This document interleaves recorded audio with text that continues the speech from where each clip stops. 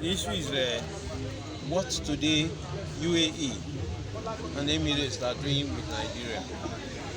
If you look at what is happening, this is the third time that we're having some disruptions arising first and foremost from their COVID protocol they put in place. And the first instance, it was global. People can understand. But what has happened over time is that UAE has, unfortunately and sadly, turned a global tragedy. He has weaponized a global tragedy and used it as an instrument for aeropolitics. And is deploying it for aeropolitics primarily to enlarge its market share. Now it's not just enlarging it, it's not allowing competition.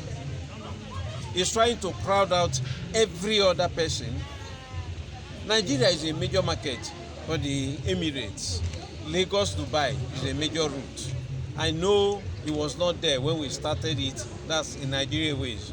As back as 1999, 1998-99 when we opened it. But since it came, Emirates is a legacy airline. Emirates is one, but before you count 1, 2, 3, 4, you would have counted Emirates. Why is Emirates trying to crowd out other smaller airlines? Look at what Emirates has done to Air Peace. That's a Nigerian carrier. Nigeria has a bilateral air service agreement, a BASA with the UAE that allows 21 frequencies on both sides. Emirates has 14 daily frequencies,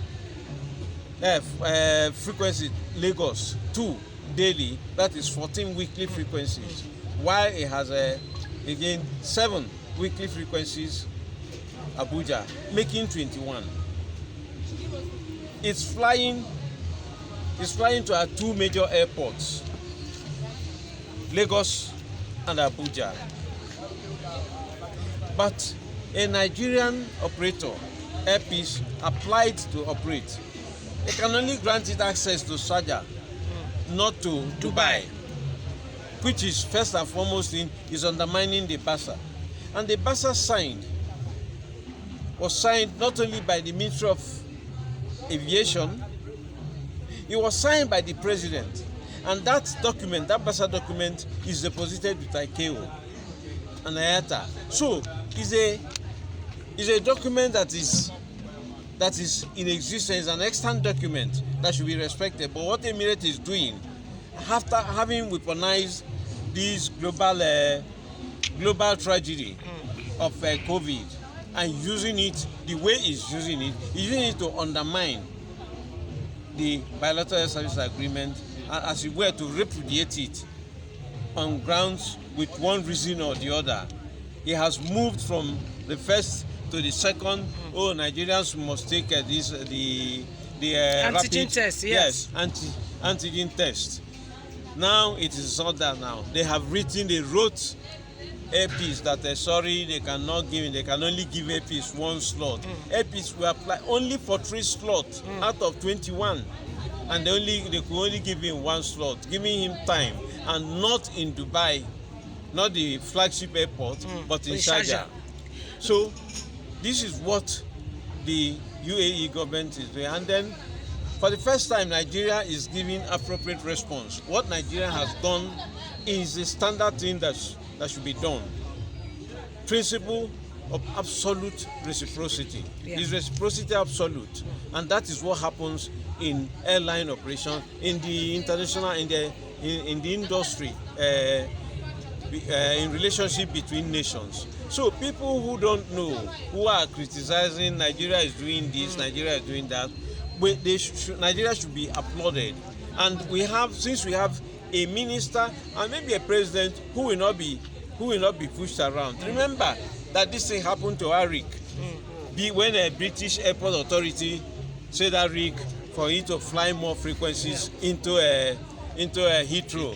he has to pay some whooping amount of money that made it impossible for Arik to operate. When Odua decided to take an action against BA, the entire British diplomatic strength was brought on to make sure that this didn't happen. The British Prime Minister called Jonathan on it, and that was how Jonathan told Odua to let off. Okay, now, sir, let's look at the imposition of travel bans by European nations. Can't we also do a similar thing to them? Because we know that they are hiding behind Omicron, to say we'll bring people in, but we'll not take people out. Yes, I agree. But what has happened is that you see, the difference now. We are talking about UAE because they are taking action against a Nigerian flag carrier.